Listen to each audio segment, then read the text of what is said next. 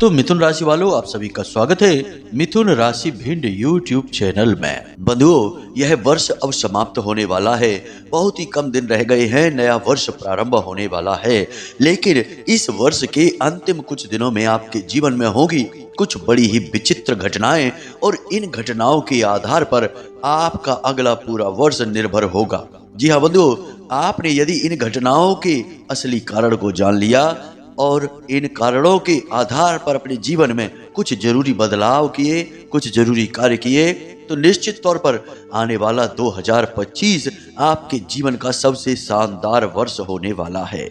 जी हाँ बंधुओं, आप बड़े ही भाग्यशाली हैं, क्योंकि माता रानी की कृपा और आशीर्वाद से यह एक इंसान खुद चलकर आपकी जिंदगी में आएगा, आपका मार्गदर्शन करेगा और आपके जीवन की एक बहुत बड़ी समस्या, एक बहुत बड़ी परेशानी को सुलझाने में आपकी मदद करेगा। यह इंसान भगवान का भेजा हुआ दूत बनकर आपके जीवन में आएगा और आपको हर एक मुसीबत से बाहर निकाल देगा। जी हाँ बंधुओं, अब जरूरत तो बस इस बात की है कि आप समय रहते इस एक इंसान को पहचान सकें और उस इंसान के द्वारा दी जाने वाली सहायता और मदद को प्राप्त कर सके। बंधुओं, हमें यह बात याद रखनी चाहिए कि जब भगवान हमसे प्रसन्न होते हैं, खुश होते हैं, तो वे किसी न किसी को माध्यम बनाकर हमारे जीवन में भेजते हैं ताकि हमारे जीवन से मुसीबतें दूर हो सके। एक ऐसा ही किस्सा है जो हम आगे आपको कार्यक्रम में बताने वाले हैं, जिसे जानकर आप भी आश्चर्य में पड़ जाएंगे कि भगवान अपने भक्तों की मदद कैसे करते हैं, किन किन रूपों में आते हैं। बंधुओं, हम आपको इस एक इंसान के आपके जीवन में आने का सही समय भी बताएंगे, कुछ संकेत, कुछ पहचान भी बताएंगे, ताकि आप कहीं गलती ना कर बैठें, क्योंकि किस्मत हो या भगवान बार बार मौके नहीं देते हैं। बड़े ही भाग्यवान होते हैं वो लोग जिनके जीवन में कभी ईश्वर खुद मदद भेजने की कोशिश करते हैं। और ऐसे में भी कहीं अगर ये हुआ कि आपने अपनी नादानी, अपनी गलती से इन संकेतों को ना पहचान पाया, इस इंसान के द्वारा प्राप्त होने वाली मदद को ले नहीं पाया, तो निश्चित तौर पर आप न केवल अपने जीवन की बर्बादी को खुद बुला बैठेंगे, बल्कि भगवान का, माता रानी का भी अपमान कर बैठेंगे। क्योंकि जब भगवान ने अपना हाथ आपकी ओर बढ़ाया तो उन्होंने आपसे यह उम्मीद भी की कि आप उनका हाथ थामेंगे, तभी तो वे आपको आपके दुर्भाग्य से बाहर निकालकर सौभाग्य की ओर लेकर जाएंगे। तो बंधुओं, यह कार्यक्रम आज का बेहद आवश्यक है। आपको इस कार्यक्रम को अंत तक देखना है।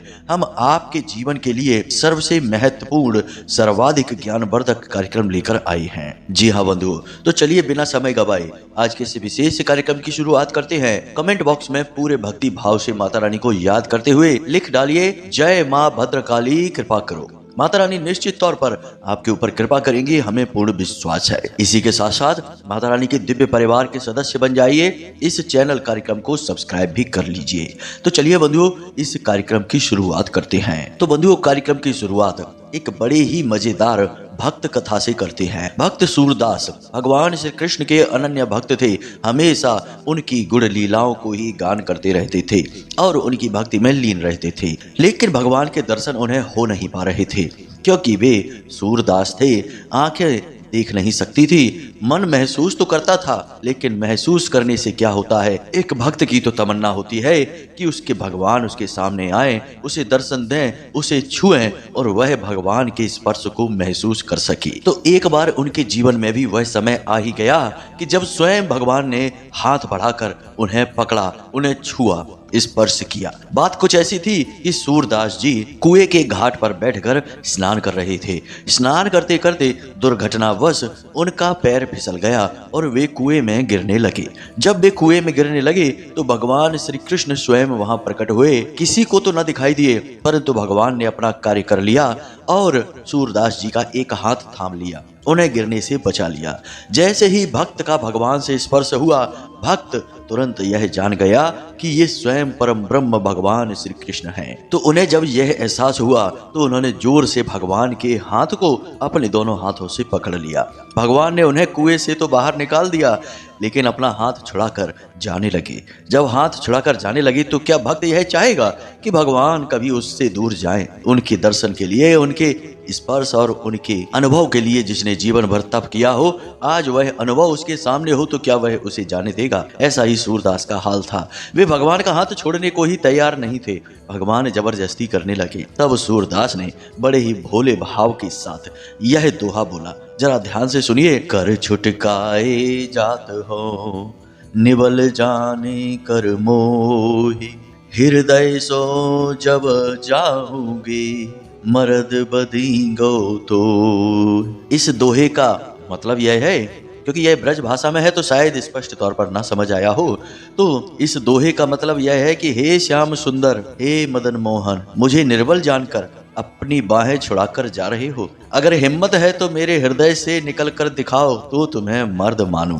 यह असल में एक व्यंग जैसा है और सूरदास जी का भाव कुछ ऐसा है कि भगवान का ही वे व्यंग कुछ इस भाव से कर रहे हैं कि भगवान बुरी मान जाएं और उनसे हमेशा जुड़ जाएं, कभी छोड़कर जाएं ही ना। जी हाँ बंधु, यह बड़ा ही गहरा भाव है।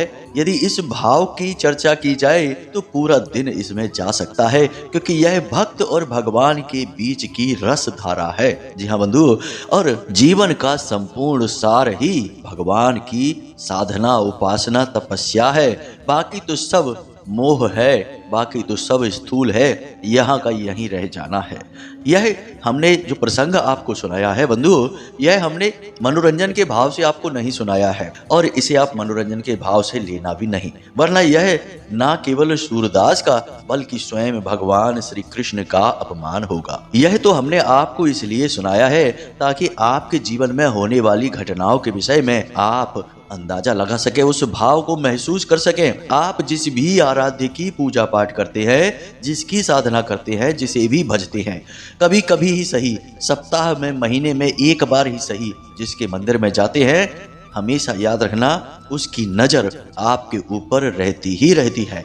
हम तो जीव हैं, उस परमपिता परमात्मा की नजर से क्या हम कभी बच सकते हैं? कभी नहीं। हाँ, यह बात अलग है कि हम ही न समझें कि ईश्वर ने हमें क्या इशारे दिए हैं, हमारे जीवन में क्या संकेत चल रहे हैं, क्या परिस्थितियों के अनुसार हमें करना चाहिए और क्या नहीं करना चाहिए। खैर, तो चलिए अब आगे बढ़ते हैं। बंधुओं, अब ध्यान से समझिए। आपकी कुंडली में 28 दिसंबर को शनि और शुक्र की युति बनने जा रही है और यह युति इतनी शानदार है कि आपके जीवन में विशेष मौके, विशेष अवसर, जिन्हें अपॉर्चुनिटी कहते हैं, वे अवश्य आएंगे ही आएंगे। और सबसे बड़ी बात कि आपके जीवन में जो मौके, जो अवसर आएंगे, वे टिकाऊ होंगे। यानी जो बेरोजगार है उसे नौकरी का कहीं ना कहीं से बढ़िया मजबूत प्रस्ताव आ सकता है। जो व्यापार में डूब रहा है उसे व्यापार को बढ़ाने का, एक नई शुरुआत करने का अवसर प्राप्त हो सकता है। जिसे कर्जे ने परेशान कर रखा है, ऐसे व्यक्ति को कर्जा मुक्त होने का कोई रास्ता सूझ सकता है। आमदनी का कोई बड़ा स्रोत शुरू हो सकता है।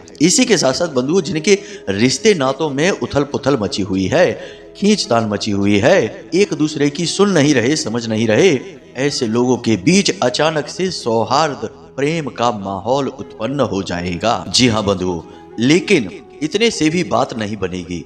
अब उनकी बात करते हैं कि जो भगवान में आस्था रखते हैं, भगवान के सच्चे भक्त हैं, किसी न किसी रूप में भगवान को हमेशा भजते रहते हैं, भगवान से अपने लिए मदद की गुहार लगाते हैं, जो परेशानियों में होते हुए भी भगवान को नहीं भूले हैं। ऐसे लोगों के लिए यह ग्रह योग किसी वरदान से कम नहीं है। अब शनि और कुंभ दोनों परम मित्र हैं और शनि यहाँ पर जीवन में अड़चने अवश्य डालते हैं। आपको भी जितनी भी पीड़ाएं जीवन में प्राप्त हुई हैं, अधिकतर शनिदेव की ही देन है।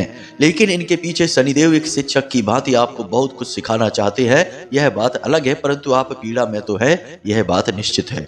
लेकिन शुक्र ठीक शनि के विपरीत धन, वैभव, सुख, समृद्धि, प्रेम संबंधों के कारक हैं। जब शनि और शुक्र का मेल होता है तो शनि अपने स्वभाव के ठीक विपरीत कार्य करना शुरू कर देते हैं, यानी कि अपने मित्र को खुश करने के लिए मित्र जैसा व्यवहार करने लगते हैं, क्योंकि शनिदेव का यही स्वभाव है। शनिदेव नैतिकता के ग्रह हैं। वो जिसके साथ चलेंगे उसके साथ उसी के जैसा व्यवहार करेंगे, या यूं कहें कि उसका सम्मान करने के लिए उसके व्यवहार के समांतर चलने की कोशिश करेंगे। तो अब यहाँ पर आपके लिए जो प्रबल संभावनाएं बन रही हैं, जो भगवान के भक्त हैं, कि उनके जीवन में भी कोई एक ऐसा व्यक्ति आएगा जिसकी पहचान करना उन्हें अनिवार्य है। वह व्यक्ति उन्हें किसी न किसी रूप में मुसीबत से बाहर निकालेगा। जी हाँ बंधुओं, हम आपको उस व्यक्ति के बारे में अब पूर्ण ज्ञान देने जा रहे हैं। जरा उसे ध्यान से समझना। उसके नाम का हम पहला अक्षर भी आपको बताएंगे, उसके हाव भाव संकेत भी आपको समझाएंगे और इन हजारों लोगों की भीड़ में उसे आप कैसे पहचानेंगे सरलता के साथ, यह भी आपको समझाएंगे।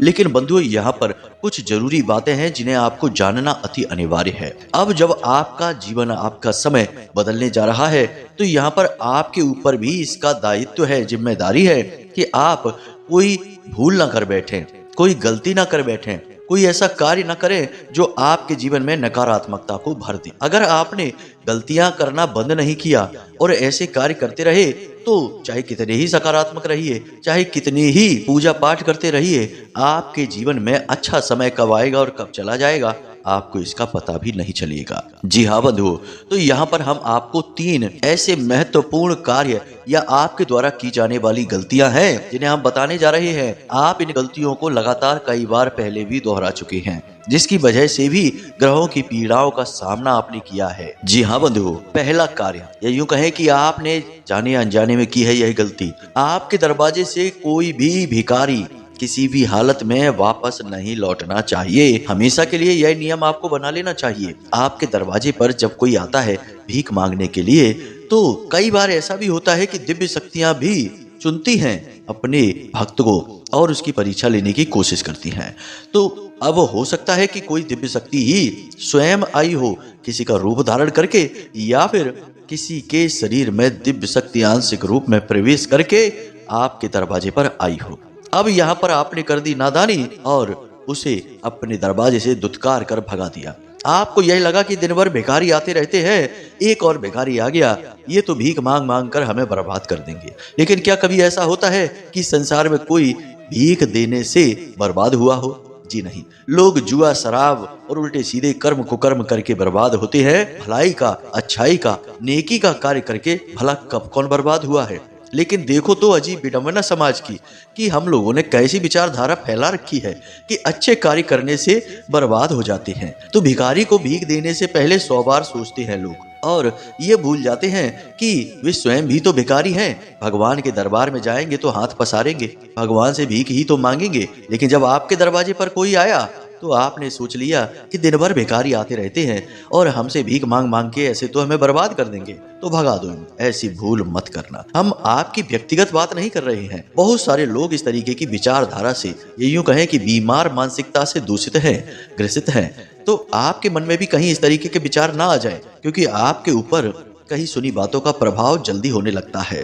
कहने का मतलब यह है कि जैसे खरबूजे को देखकर खरबूजा रंग बदलता है, गिरगिट को देखकर गिरगिट रंग बदलता है, ऐसे ही आपके मन में भी विचार बड़ी जल्दी दूसरों के विचारों से प्रभावित होकर आ जाते हैं। हालांकि बाद में आप भले ही अपनी सद्बुद्धि का प्रयोग करके अपने विचारों को शुद्ध कर लेते हैं, लेकिन तुरंत बातों ही बातों में आप प्रभावित तो हो ही जाते हैं। तो ऐसी भूल आपको नहीं करनी है। आपके दरवाजे पर चाहे कोई भी, कैसा भी, किसी भी भक्त भिखारी आ जाए, आपको उसे कुछ दान दक्षिणा अवश्य करनी है। इसे आप अपना धर्म, अपनी नेकी, अपना कर्तव्य मानकर चलिए। जी हाँ बंधुओं, अब दूसरा कार्य कि आपको अपने शरीर से या अपने स्वभाव से किसी नकारात्मक चीज को स्पर्श नहीं कराना है। मतलब कि जुआ, शराब या फिर किसी भी प्रकार का नशीला मादक पदार्थ का आपको सेवन नहीं करना है नया वर्ष आने तक। जी हाँ बंधु, किसी भी प्रकार की नकारात्मक वस्तुओं का आपको प्रयोग नहीं करना है, मांसाहार आदि का प्रयोग नहीं करना है, गलत चीजों को नहीं खाना पीना है,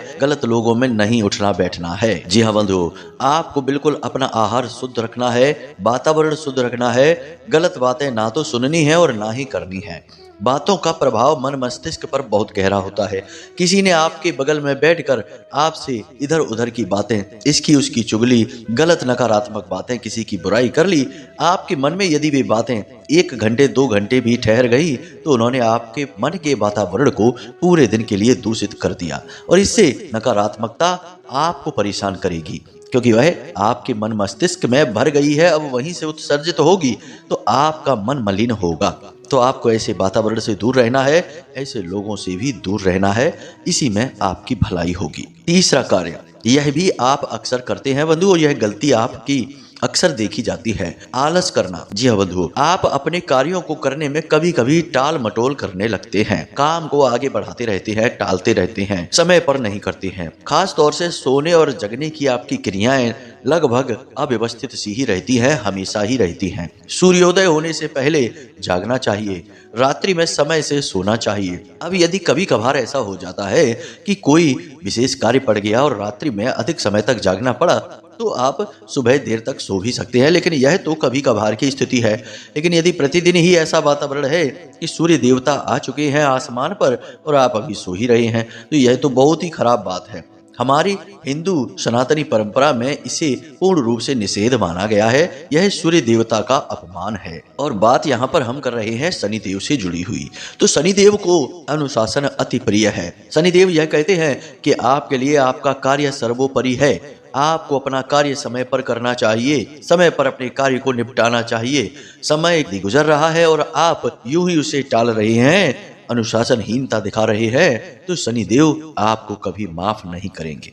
जी हाँ बंधुओं, तो यह कार्य आपको नहीं करने हैं। इन 3 कार्यों के अलावा भी कुछ छोटे छोटे कार्य और हैं जिनके बारे में हम पहले भी आपको कई बार बता चुके हैं। फिर बता देते हैं कि किसी पर गुस्सा क्रोध नहीं करना है, अपशब्दों का प्रयोग नहीं करना है, उल्टे सीधे वस्त्र धारण नहीं करने हैं, गंदे मैले कुचैले वस्त्र जूते चप्पल आदि धारण नहीं करने हैं, बिना मतलब में अपना समय कभी खराब नहीं करना है और भूल कर भी अपने धर्म, अपने भगवान, अपने धार्मिक संस्थानों का और धर्म गुरुओं का अपमान नहीं करना है। जी हाँ बंधु, ऐसा करने से आप उनका तो कुछ नहीं बिगाड़ पाएंगे, लेकिन आप अपने जीवन में नकारात्मकता को अवश्य आकर्षित कर लेंगे।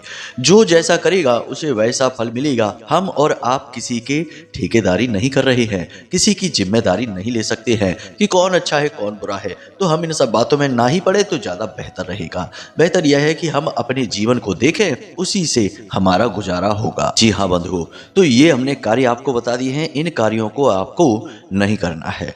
अब ध्यान से सुनिए, हम आपको उस एक व्यक्ति के बारे में बताने जा रहे हैं। सबसे बड़ी बात कि वह व्यक्ति सीधा आपसे संपर्क करेगा, आपसे उसे मतलब होगा। वह किसी के माध्यम से नहीं आएगा, वह सीधा चलकर आपके सामने आएगा, आपकी मदद करेगा। हो सकता है कि वह पहले भी आपके पास कई बार आया हो आपकी मदद करने के लिए और करके मदद जा भी चुका हो, आपने कभी उस पर ध्यान नहीं दिया। लेकिन अब आपको समझना है कि कौन आपकी मदद कर रहा है बिना किसी मतलब के। जी हाँ बंधुओं, इस इंसान की सबसे बड़ी खूबी यही होगी कि यह आपकी मदद करने आएगा और इसकी मदद करने के पीछे मकसद क्या है, कारण क्या है, यह आपको समझ में नहीं आएगा। मतलब कहने का यह है कि जहां आज की दुनिया में लोग छोटी छोटी बातों में अपना मतलब सीधा करने की कोशिश करते हैं, वहीं यह इंसान आपकी मदद क्यों करना चाहता है यह आप समझ नहीं पाएंगे। आपको कोई कारण ही नहीं लगेगा। तो हो सकता है कि इस वजह से भी आप इसे बिल्कुल भी भाव ना दें, इसकी बात को सुने ही नहीं, समझे ही नहीं, क्योंकि आपको तो ऐसा ही लगता है कि संसार में बिना मतलब के कोई किसी की छटाक भर की भी मदद नहीं करता, तो यह भला हमारे लिए क्यों करेगा कोई भी कार्य, कोई भी मदद। तो इस विचार के साथ हो सकता है कि आप उसकी अनदेखी कर बैठें। अब मदद किस प्रकार की होगी जरा इसे भी समझ लीजिए। आर्थिक मदद भी हो सकती है, रुपए पैसे की कहीं से आपको मदद मिल सकती है। शारीरिक तौर पर भी मदद हो सकती है कि कोई आपके साथ चलकर आपको कहीं किसी ऐसी जगह पर लेकर जाएगा, किसी ऐसे व्यक्ति से मिलवा देगा जो आपकी बड़ी सहायता करेगा। किसी भी प्रकार से मदद हो सकती है बंधुओं। या फिर जो लोग धार्मिक प्रवृत्ति के हैं तो किसी ऐसे व्यक्ति से जुड़ेंगे जिसकी धार्मिक विचारधारा उन्हें अच्छी लगेगी और वह व्यक्ति उन्हें ईश्वर से मिलवाएगा, मतलब कि ईश्वर की भक्ति से साक्षात्कार करवाएगा। और यह मदद तो सबसे बड़ी है, सांसारिक नहीं है, अभौतिक मदद है। अब यहाँ पर जहां तक कि हमारी अनुभूतियां कहती हैं, वह व्यक्ति आ या फिर सा नाम का होगा। उसकी राशि मेष या फिर कुंभ हो सकती है। अब आप देख लेना कि ऐसा कौन सा व्यक्ति है। हो सकता है कि आपके ग्रह नक्षत्र बहुत अच्छे हों और भगवान की आपके ऊपर सीधी कृपा हो, तो यह व्यक्ति सीधे तौर पर आपसे आकर मिलेगा, आपकी सीधी मदद करेगा। और हो सकता है कि आपके जीवन में भयंकर नकारात्मकता का वास है, तो यह व्यक्ति आपके आसपास हो अवश्य, लेकिन आपको समझ में नहीं आएगा। इसके संकेत इतने धुंधले होंगे कि आपको दिखाई ही नहीं देंगे, तो आप पहचान भी नहीं पाएंगे। तो अब ऐसे में आप क्या करेंगे? हो सकता है कि हर एक के जीवन में यह व्यक्ति ना आए, किसी के जीवन में आए और किसी के में ना आए। हमने पहले ही आपको कहा यह आपके पिछले कर्म और आपके जीवन की नकारात्मकता पर अधिक निर्भर करता है। हर एक इंसान का भाग्य एक जैसा नहीं हो सकता है, उसके कर्मों के आधार से भाग्य परिवर्तित होते रहते हैं। तो ऐसे में यदि आपके जीवन में ऐसा कोई व्यक्ति ना आए तो आप ये ना समझना कि भगवान की आपके ऊपर नजर नहीं है, भगवान ने आपको छोड़ दिया है, अनदेखा कर दिया है। आपको हम बताते हैं एक बहुत ही शक्तिशाली उपाय। इस उपाय को आपको करना है और इस उपाय को करने से स्वयं भगवान आपको साक्षात दर्शन देंगे, किसी न किसी रूप में या फिर सपने के माध्यम से। जी हाँ बंधु, अब यह उपाय क्या है जरा इसे ध्यान से समझिए। यहीं पर सारी कड़ियां जुड़ती हैं, सबसे महत्वपूर्ण ज्ञान यहीं से आरंभ होता है, क्योंकि यह आपको सीधे भगवान से जोड़ने का कार्य करेगा। तो आज जब आप इस कार्यक्रम को सुन रहे हैं, इसी समय आपको एक कार्य करना है। आपके जो भी आराध्य हैं, जिनमें भी आपकी आस्था है, जैसे कि माँ भद्रकाली में आस्था है या माँ बगलामुखी में आस्था है, हम दोनों को भजते हैं, हमारी दोनों में आस्था है, तो आप इनमें से किसी को भी चुन सकते हैं। हनुमान जी में आस्था है तो आप उनको चुन सकते हैं। तो आपको करना क्या है कि आज रात्रि में जब आप सोने के लिए जाएं तो सोने से पहले स्नान अवश्य करें। स्नान करने के बाद अपने पूजा घर में जाएं और एक गाय के घी का दीपक जलाएं। दीपक जलाकर भगवान का स्मरण करने के लिए थोड़ी देर के लिए वहीं बैठ जाएं। भगवान के जिस रूप को आप चाहते हैं उनका स्मरण करें और भगवान से निवेदन करें कि हे भगवान, हमारे जीवन में एक और वर्ष जाने वाला है, एक नया वर्ष आने वाला है, हम आपकी मदद का इंतजार कर रहे हैं, हमें दर्शन दीजिए, मार्ग दिखाइए। इस प्रकार निवेदन करना है।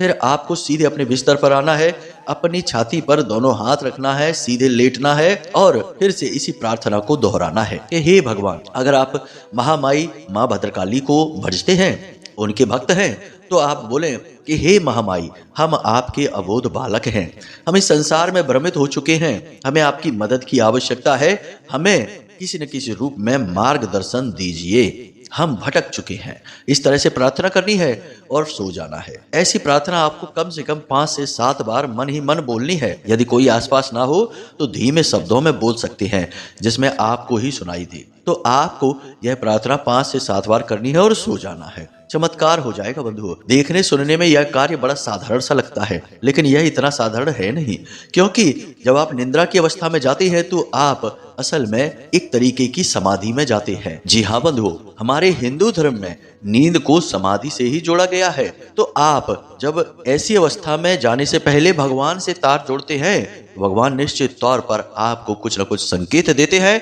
कहीं ना कहीं से आपसे जुड़ने की कोशिश करते हैं। जी हाँ बंधुओं, तो आप इस प्रयोग को करें और निश्चित तौर पर सपने के माध्यम से भगवान आपको दर्शन देंगे और आपका मार्गदर्शन करेंगे, आपको कुछ न कुछ बताएंगे। जी हाँ बंधुओं, यह प्रयोग हमने जिसको भी बताया है उसके ऊपर यह प्रयोग कार्य किया है, आपके ऊपर भी करेगा और आपके ग्रह नक्षत्र भी अब आने वाले समय में आपका सहयोग करने वाले हैं, तो और जल्दी यह क्रिया आपके ऊपर कार्य करेगी। तो इस क्रिया को करके सोएं और इसके परिणाम क्या प्राप्त हुए हमें कमेंट करके अवश्य बताना, हमें इंतजार रहेगा बंधुओं। हो सकता है पहले दिन दूसरे दिन यह कार्य न करे, लेकिन 3 से 5 दिनों के बीच यह क्रिया 100% कार्य करेगी, आपको दर्शन होंगे। जी हाँ बंधुओं, तो बस इसी के साथ साथ आज के इस कार्यक्रम को यहीं विराम देते हैं। यदि कोई प्रश्न मन में उठे या कुंडली का विश्लेषण कराना हो, अपने ग्रह नक्षत्रों की जानकारी चाहिए हो, तो वीडियो में दिए गए नंबर पर फोन कर सकते हैं, जानकारी प्राप्त कर सकते हैं।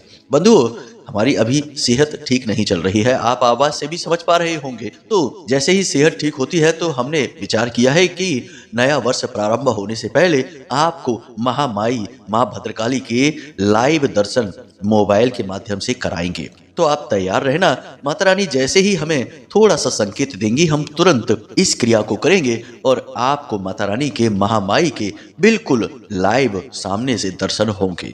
जी हाँ बंधु, तो इसी के साथ साथ माता रानी को याद करते हुए आज के इस कार्यक्रम को यहीं विराम देते हैं। हमेशा हंसते रहिए, मुस्कुराते रहिए, सकारात्मक रहिए और दिन में एक बार मंदिर अवश्य हो आइए, क्योंकि आपका उद्धार तो वहीं से होना है।